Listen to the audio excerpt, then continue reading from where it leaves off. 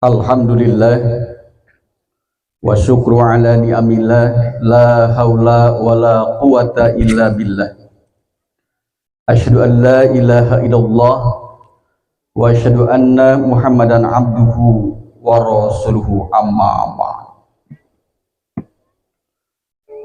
Allahu akbar, Allahu akbar walillahil hamd. Hadirin ikhwati iman, aidin wal aidat rahimakumullah. Alhamdulillah, pada hari ini kita masih bisa melaksanakan salah satu sunnah Rasulullah SAW. Manakala kita sudah menunaikan ibadah saum Ramadan, kemudian diakhiri dengan melaksanakan sholat Idul Fitri. Dan ini sungguh sangat berbahagia bagi kita ketika kita masih bisa melaksanakan sholat Idul Fitri pada tahun ini. Mungkin saja beberapa tahun kemarin kita masih bisa bersama-sama dengan suami kita, dengan istri kita, dengan orang tua kita. Tapi mungkin juga sekarang ini ada salah satu di antara keluarga kita yang mendahului kita. Maka ini merupakan ibrah bagi kita. Ketika Allah masih memberikan kesempatan bagi kita untuk hidup di muka bumi ini, maka manfaatkanlah untuk diisi kehidupan itu dengan amal soleh dan ibadah. Dan mudah-mudahan aktivitas ibadah kita yang sudah kita tunaikan, ibadah yang sedang kita laksanakan, dan ibadah yang kelak akan kita lakukan diterima oleh Allah Subhanahu wa Ta'ala sebagai catatan amal soleh kita yang kita butuhkan kelak di yaumil akhir nanti. Aidin wal aidat rahimakumullah.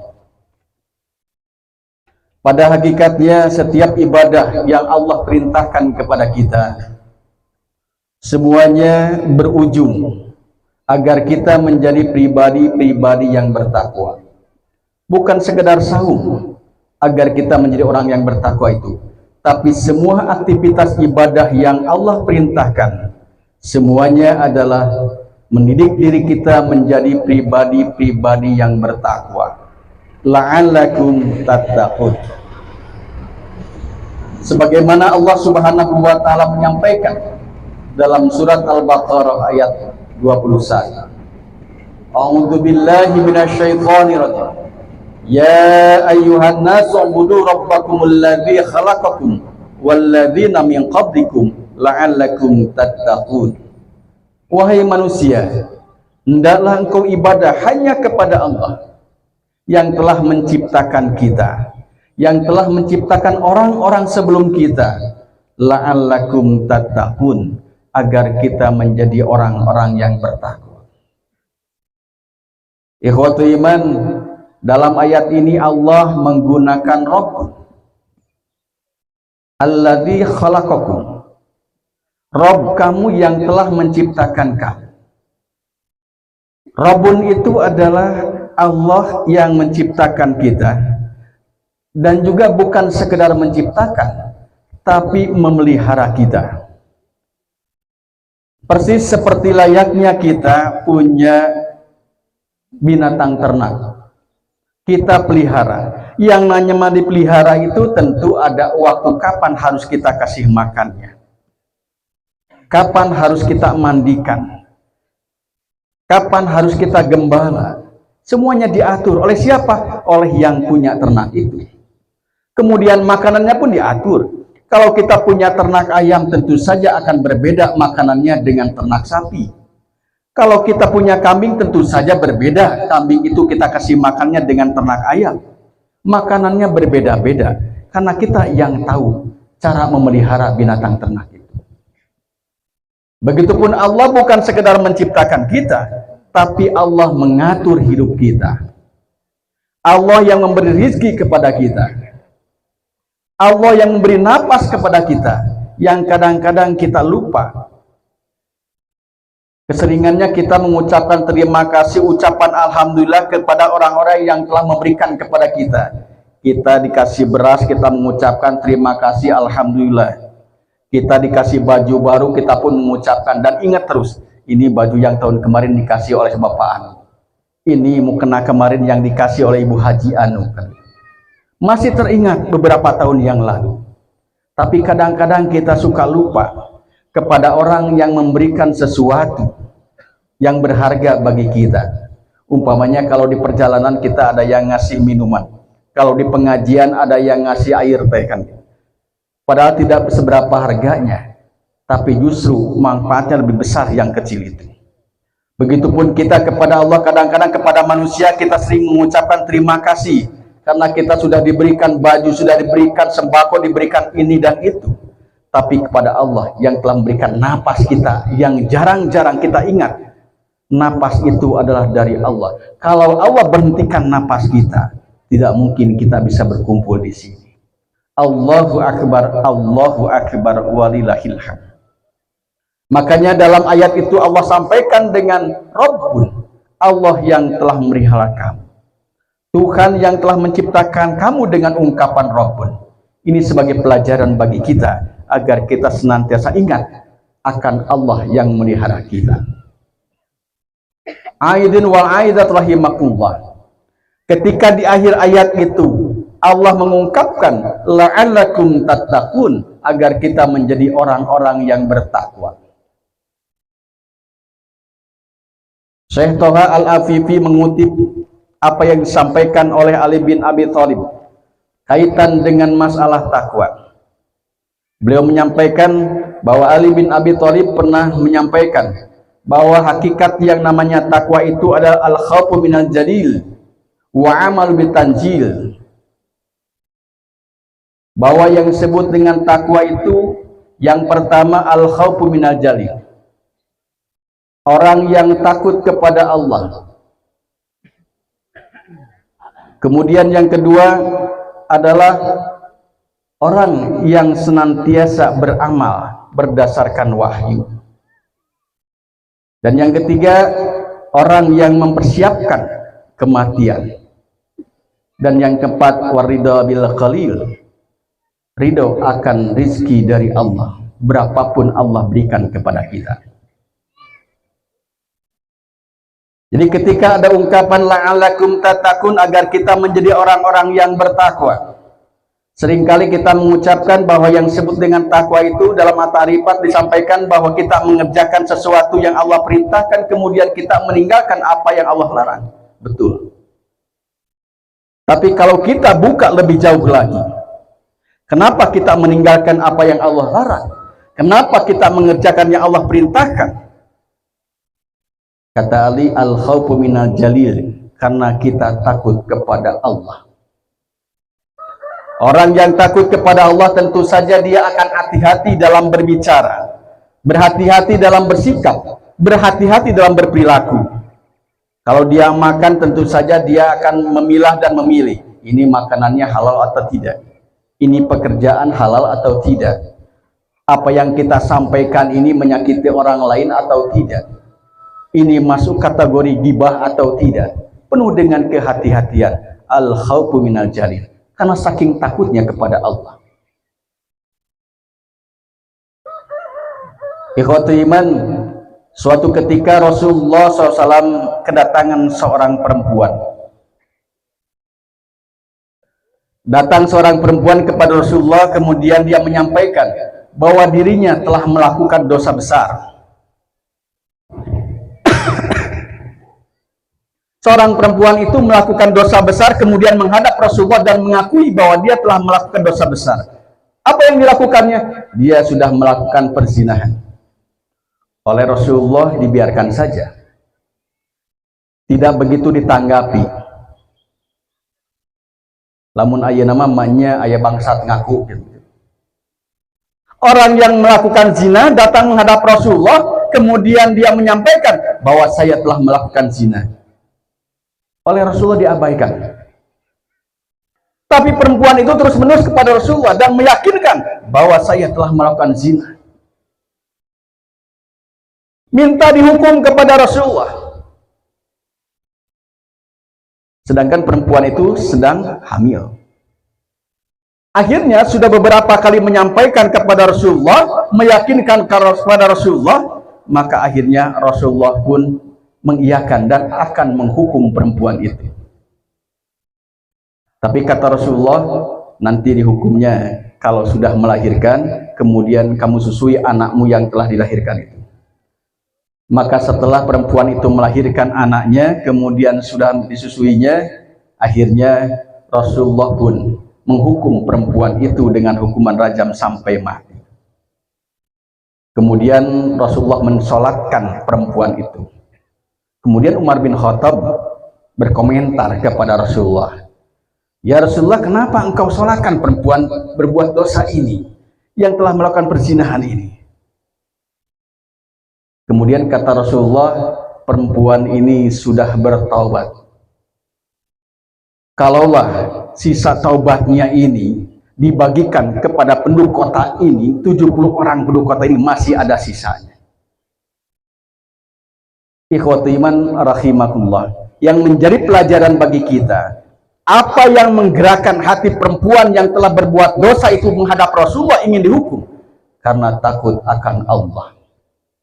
Dia menyadari akan kesalahannya, kemudian dia bertobat, kemudian minta dihukum oleh Rasulullah, dihukum di dunia agar kelak diampuni oleh Allah di akhirat nanti.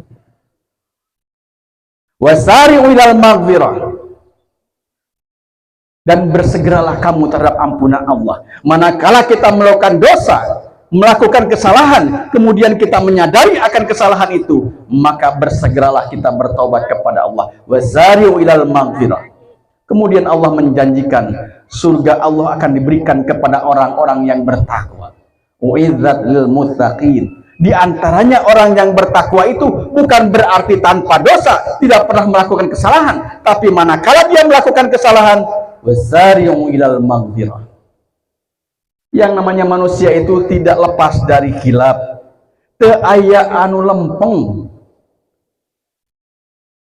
tidak ada yang mulus. Tentu saja ada saja sedikit atau besar kesalahan-kesalahan itu, terasa ataupun tidak, tapi yang terbaik adalah manakala dia menyadari akan kesalahannya, wasari'u ilal maghfirah, bersegera memohon ampun kepada Allah dan bertaubat. Itu yang pertama, al khaufu minal jalil. Kemudian yang kedua, hakikat orang yang bertakwa itu adalah orang yang senantiasa menyadari bahwa dirinya ini tidak lepas dari pantauan Allah. Aktivitasnya pun harus selalu berdasarkan apa yang diharapkan oleh Allah. Wal amalu bitanzil. Beramal itu mesti berdasarkan wahyu. Beribadah itu harus berdasarkan perintah Allah dan contoh Rasul. Sangat disayangkan kalau seseorang beraktivitas, beramal, beribadah, tapi Allah tidak memerintahkan, Rasul tidak mencontohkan, itu sia-sia. Man amila amalan laisa min amrina fahuwa radun, tertolak. Dari mulai kita kecil sampai kita tua melaksanakan ibadah seperti itu, tapi Rasul tidak mencontohkan, Allah pun tidak memerintahkan, maka sia-sia. Tapi bisa jadi pekerjaan yang kita lakukan itu akan menjadi amal. Makanya dalam bahasa Arab itu ada fi'lun, ada amal. Pekerjaan itu bebas, umum. Apapun yang kita lakukan bisa saja itu jadi amal soleh bagi kita. Asal ada 3 sifat atau 3 perkara dalam pekerjaan itu. Jadi dari al-fi'lu atau dari fi'lun akan menjadi amalun ketika ada 3 unsur di dalam fi'lun itu. Yang pertama, 5. Yang kedua, kaifa. Yang ketiga, 5. Pekerjaan yang kita lakukan 5. Karena siapa kita melakukan itu? Harus ikhlas karena Allah. Kita mencari nafkah bukan karena istri, bukan karena anak, akan jadi amal soleh mencari nafkah kita, berdagang kita, berniaga kita, bertani kita, akan menjadi amal soleh bagi kita. Liman, karena siapa? Karena Allah yang merintahkan kita untuk bekerja. Ikhlas karena Allah. Pendapatan berapapun kita sadari ikhlas karena Allah. Kalau sebatas karena istri kita, karena atas dorongan anak kita, dan kumahannya pun anak butuh iya, butuh itu, kan gitu. Jadi pekerjaan itu hanya sebatas itu. Tapi karena Allah sampai ke akhirat pekerjaan kita, apapun itu. Kemudian yang kedua, kaifa, bagaimana cara kita mendapatkannya? Harus disyariatillah. Caranya harus sesuai dengan syariat Allah. Cara mendapatkan rezekinya harus yang halalan thayyiban. Cara bekerjanya pun harus yang halalan thayyiban. Harus sesuai syariat. Kira-kira ini pekerjaan Allah ridho atau tidak? Disyariatillah. Kemudian yang ketiga, karena apa? Dorongan apa kita melakukan itu? Limaradhatillah. Karena kita berharap ridho Allah Subhanahu wa ta'ala. Pekerjaan apapun akan menjadi ladang amal soleh bagi kita. Hayatuna kulluha ibadah. Maka beramallah sesuai dengan tuntunan wahyu, berdasarkan apa yang Allah perintahkan dan Rasul contohkan. Kemudian yang ketiga, hakikat dari ketakwaan itu adalah mempersiapkan diri untuk akhirat. Ketika Allah Subhanahu wa ta'ala menyampaikan, ya ayyuhalladzina amanu ittaqu, wahai orang-orang yang beriman, takwalah kamu sekalian kepada Allah. Wal tangdur nafsum ma qaddamat lighad.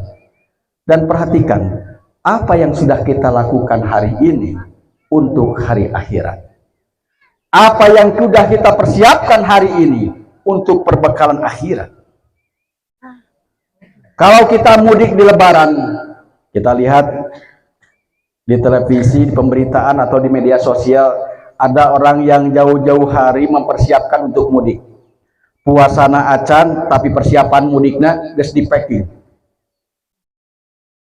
Kemudian dia berpikir di kampung halaman dia akan tinggal berapa lama. Kalau dia seminggu, dia bawa perbekalan untuk seminggu, untuk jajannya seminggu.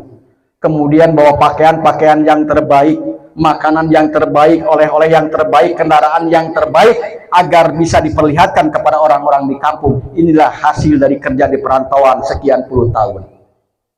Dipersiapkan jauh-jauh hari mudik itu. Ikhwatu iman, inna lillahi wa inna ilaihi rajiun. Kita ini berasal dari Allah dan akan kembali kepada Allah. Kampung halaman kita yang hakiki itu adalah akhirat.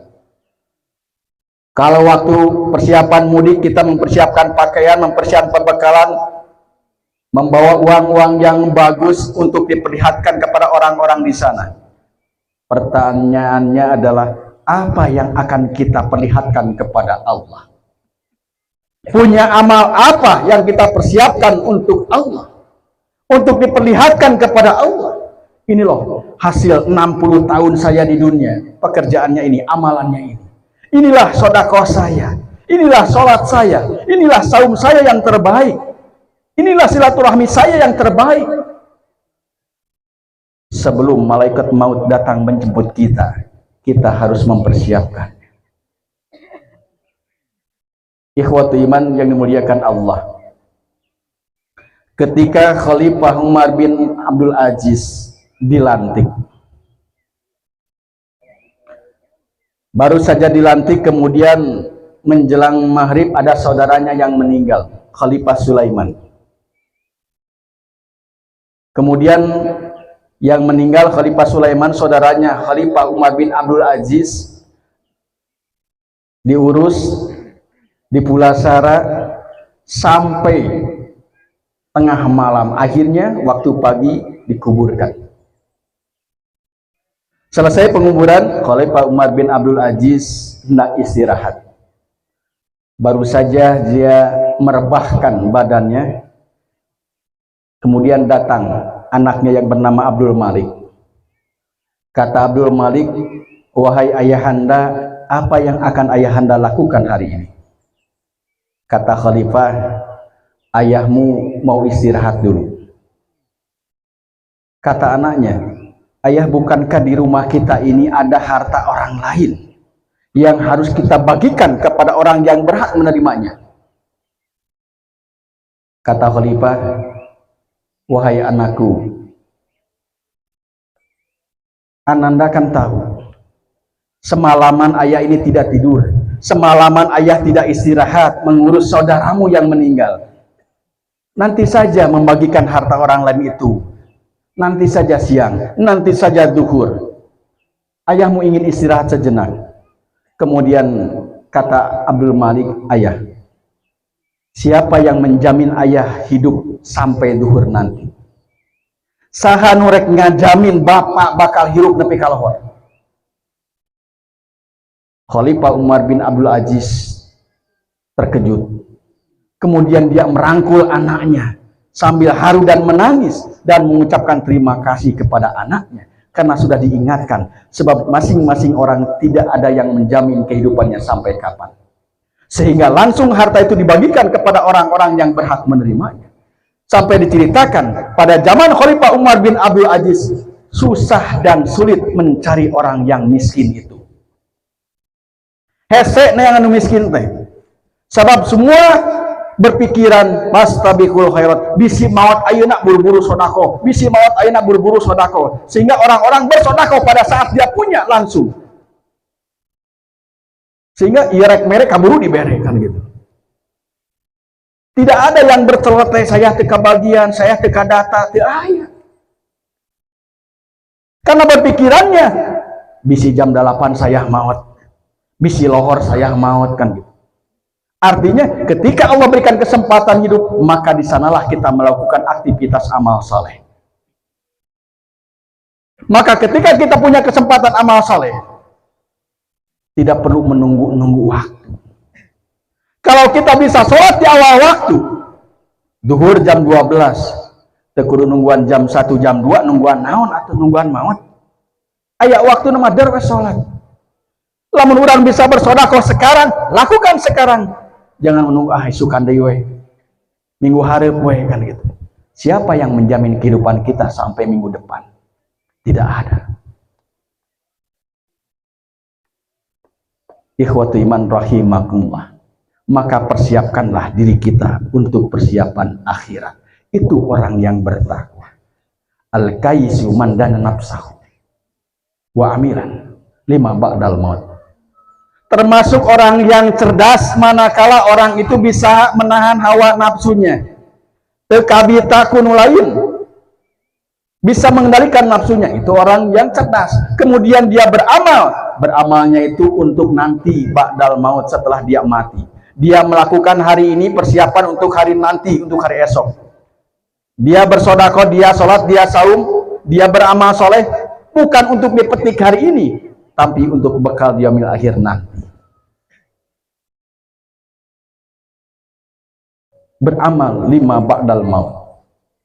Kemudian yang terakhir, Ali bin Abi Thalib menyampaikan hakikat dari ketakwaan itu adalah ar-ridha bil qalil.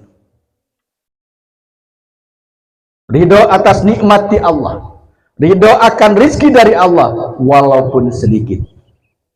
Sedikit dalam pandangan kita, tapi mungkin ini besar dalam pandangan Allah Subhanahu wa taala. Asa an takrahu syai'an wa huwa khairul lakum. Mungkin saja apa yang dirasakan oleh kita ini tidak enak.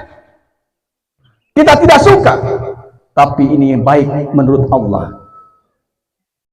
Urang kudu ngarasa cukup. Kalau kita merasa hirup teh kieu we, terus teu maju-maju, penghasilan dengan sakieu, boga perasaan kita tidak suka dengan penghasilan itu, tapi menurut Allah khairul lakum. Sakitu teh cukup keur anjeun mah. Can tantu lamun ku Allah dibere loba, anjeun bisa bersyukur. Asa an takrahu.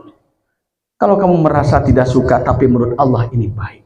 Atau sebaliknya, Apa yang kita sukai, apa yang kita cintai, belum tentu Allah menyukainya. Atau mungkin saja Allah membenci pekerjaan itu. Maka bersyukurlah atas nikmat yang telah Allah berikan kepada kita, berapapun itu. Jadi kalau ibu-ibu tidak perlu dengan nafsunya kepada suami harus penghasilan sekian, harus sekian, batur rumah geningan tuh, batur rumah geningan kieu kan gitu. Cek batur teh karuan ningali ka urang kan gitu. Jadi kehidupan ini sok pasangka-sangka. Yang penting kita bersyukur. La in syakartum la azidannakum. Kalau kita bersyukur atas nikmat dari Allah berapapun itu, yakinlah Allah akan menambahnya.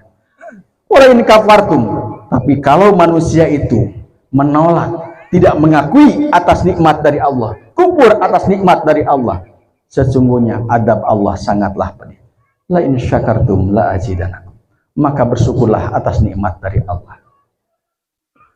Pakailah kacamatanya dengan kacamata unduru ila man huwa asfala minkum wala tanduru ila man huwa fawqakum. Kita memandangnya dengan pandangan, lihatlah orang yang di bawah kita ekonominya.